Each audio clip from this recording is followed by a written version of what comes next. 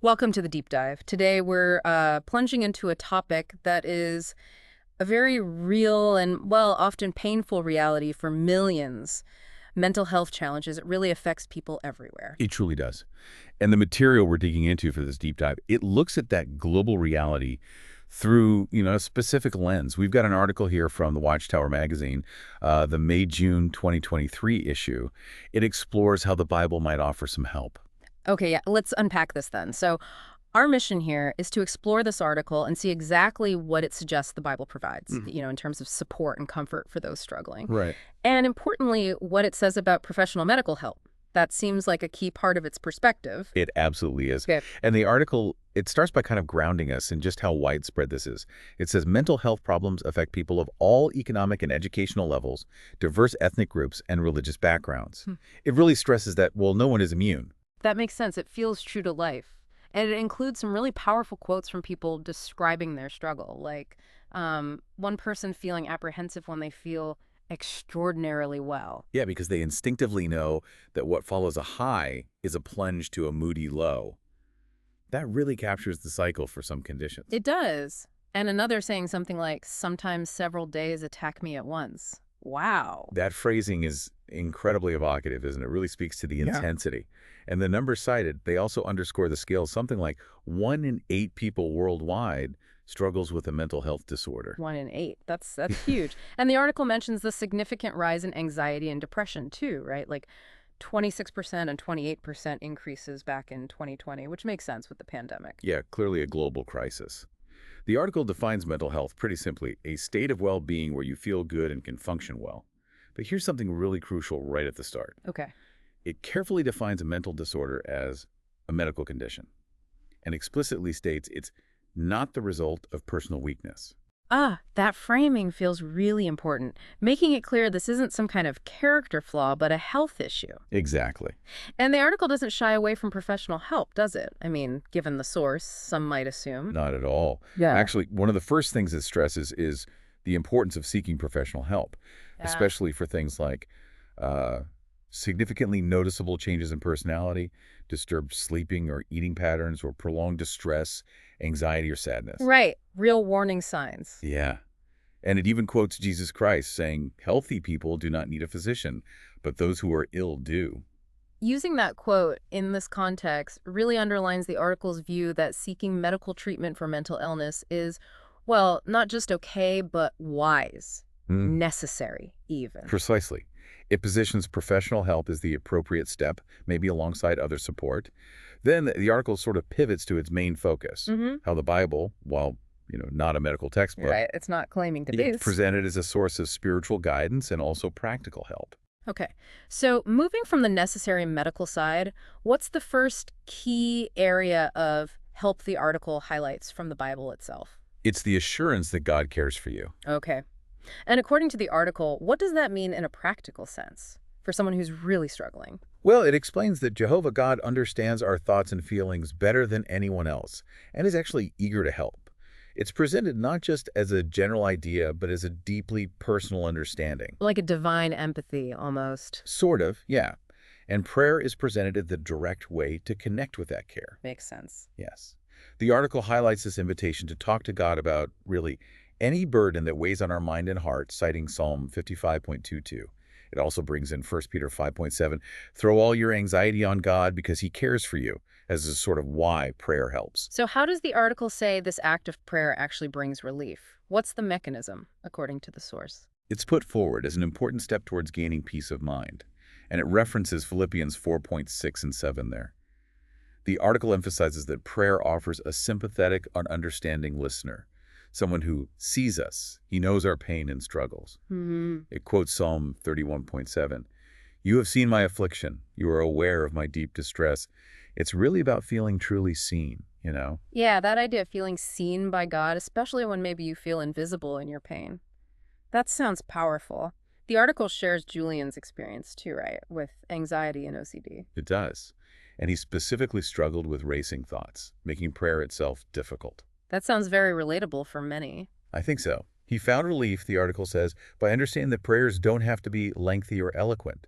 Sometimes just a simple, heartfelt Jehovah, please help me, was what he needed. Simplicity can be powerful, and what really stands out in Julian's account, based on the article. Well, he mentions sensing God understands and responds.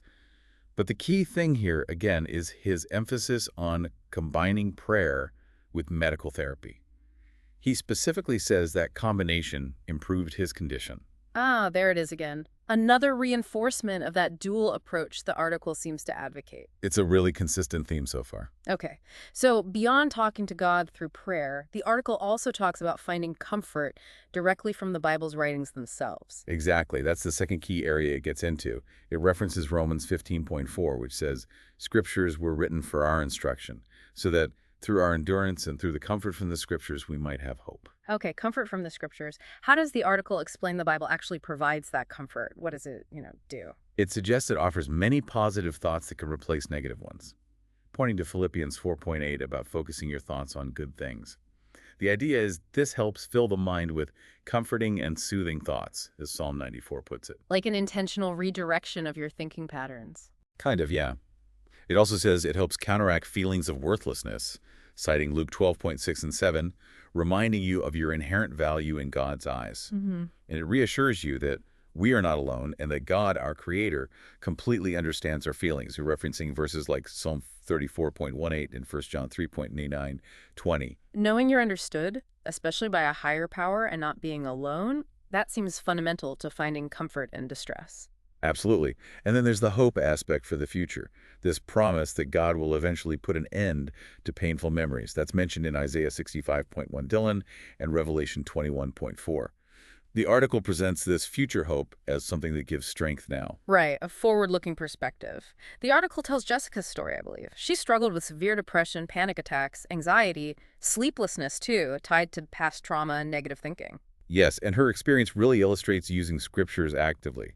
It says she kept encouraging verses near her bed Oh, interesting. to turn to when she felt overwhelmed by disquieting thoughts. She specifically linked this to Psalm 94.19 about God's comfort when anxieties multiply. How did the Bible's message impact her feelings of worthlessness, according to the article? It says the Bible helped her challenge those feelings, to learn to view herself more like God views her. She connects this shift directly to eventually gaining more control over her thoughts. And let me guess. Yep. Just like Julian, she highlights that doctors were crucial. They helped her understand her condition was related to thinking patterns and that she needed both medication and therapy. There's that dual approach again. Very consistent. Okay, so the third key area the article explores is finding understanding and strength from the real-life experiences of Bible characters. Exactly. The idea here, and it draws on James 5.1 team, is that the Bible describes faithful people who experienced feelings like ours. They weren't superhuman. Right. And relating to their struggles, the article suggests, can make you feel less isolated when dealing with anxiety and disturbing emotions. So, seeing these figures from Scripture grappling with intense, difficult emotions makes your own feel less alienating or strange? Precisely. The article gives examples. People like Moses, Elijah, King David, they felt helpless sometimes, even desperate. Hannah experienced deep bitterness and distress. And even Job, a man noted for his faith, at one point said he loathed his life. These weren't people who just sailed through everything emotionally unscathed. That's a really significant point. These are major figures. And the article features Kevin, who has bipolar disorder, right? He found a strong connection here. He did. He related to the Apostle Peter, making mistakes, feeling worthless sometimes, needing friends. Kevin apparently says his own imperfections can make him feel worthless. And like Peter, staying close to supportive friends helps him cope. That's very honest. And he found particular comfort in King David's writings because David was so open about his feelings. Yes, exactly, because David often felt depressed about his circumstances and really regretted his mistakes. Kevin turns to Psalm 51, finding solace in verses like, I am well aware of my transgressions. Acknowledging it. Right, and create in me a pure heart. And especially verse 17, a heart broken and crushed, O God, you will not reject. He says that reassures him of God's love despite his struggles. So seeing these figures' real, raw emotions and how they turn to God for help, according to the article, that strengthens hope. It makes the idea of God's promises feel more tangible, maybe. That connection seems to be the key takeaway. Then the article moves into more practical advice drawn from the Bible. Again, it stresses, it's not a medical book. Always qualifying that. Right. but it contains beneficial advice. Okay, so what practical steps does this article highlight? Well, it starts, guess what? Yeah. By reiterating seeking medical treatment, Again. circling right back to Matthew 9.1 about the physician and mentioning finding qualified professional help and learning from reliable sources. It's clearly foundational to the perspective here. It's really striking how consistently the article brings that point home. What other practical advice does it mention? Healthy habits get a mention. It references 1 Timothy 4.8 about the benefit of physical training or exercise. So it suggests regular exercise, a healthy diet, trying to get enough sleep, basic but important stuff. Makes sense. Things that support overall well-being. Definitely. It also advises maintaining a joyful heart, referencing Proverbs 17.22.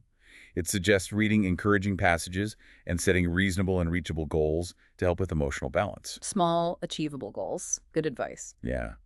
And finally, accepting help is emphasized, citing Proverbs 11.2.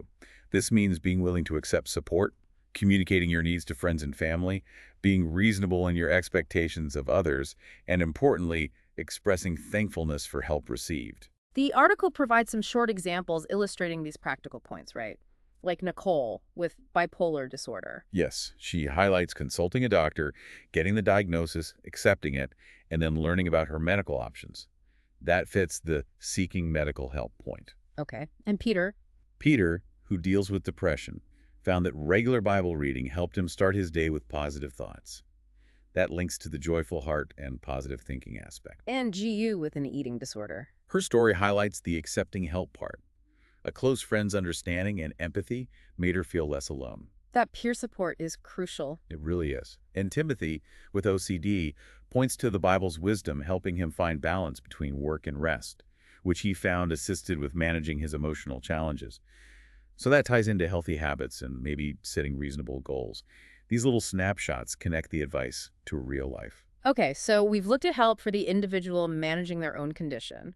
But what about supporting friends or family who are struggling? The article shifts focus there too, and has some pretty strong advice, doesn't it? It absolutely does, and it draws directly on Bible principles for how to support those with mental health challenges. First big one, be quick to listen. That's from James 1.0.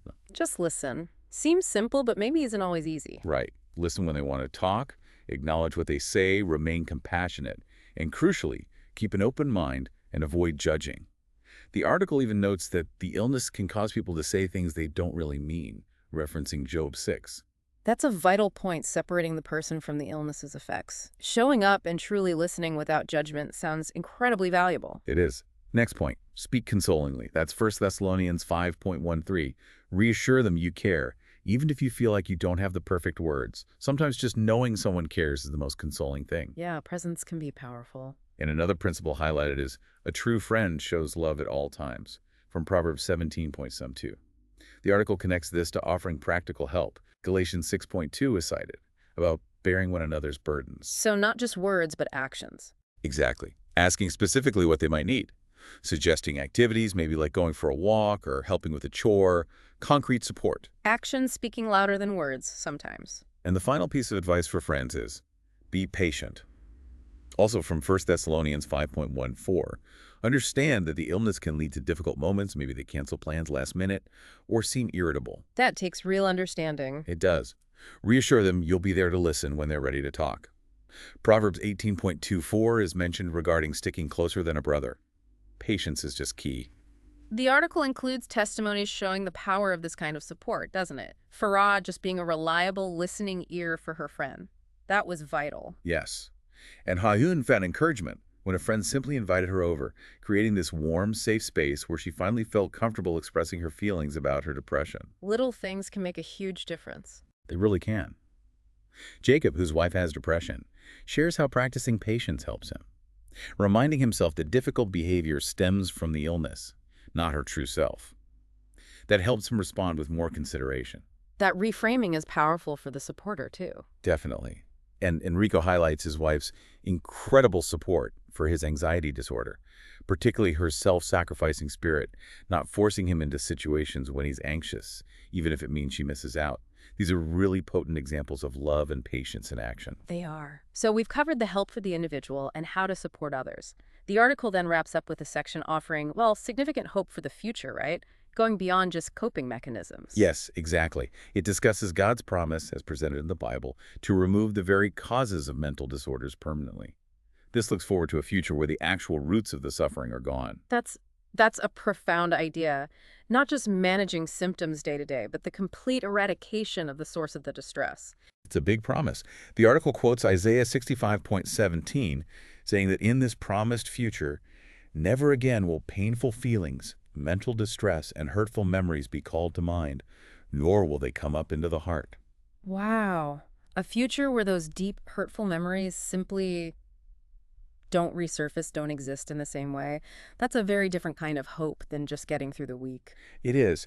And the article concludes by mentioning that Jehovah's Witnesses offer to help people learn more about, how and when this promise is expected to be fulfilled, according to their understanding. Okay. So, reflecting on this deep dive into the Watchtower article, it presents a clear perspective. Mental health challenges are a global reality, they're viewed as medical conditions, and professional help is presented as essential and wise. Absolutely. That's a consistent thread. And alongside that, it explores how the Bible is presented as this source of profound spiritual support and practical advice. Through prayer, comforting scriptures, relatable examples of others' struggles in the Bible, Right. and actionable steps for well-being, plus guidance on supporting others effectively. So it's really a perspective that tries to integrate both professional medical care and spiritual resources. Yeah. And it powerfully underscores that people dealing with these challenges aren't alone and that support for others is vital. Yeah, it paints quite a comprehensive picture from within its specific framework. So as we wrap up this deep dive, here's maybe a thought drawn from the article for you, our listener, to consider. How does that idea of a future completely free from the very causes of mental distress, a future where painful memories are gone, how does that concept affect how you view current struggles or perhaps the potential for hope, even now? Something to mull over.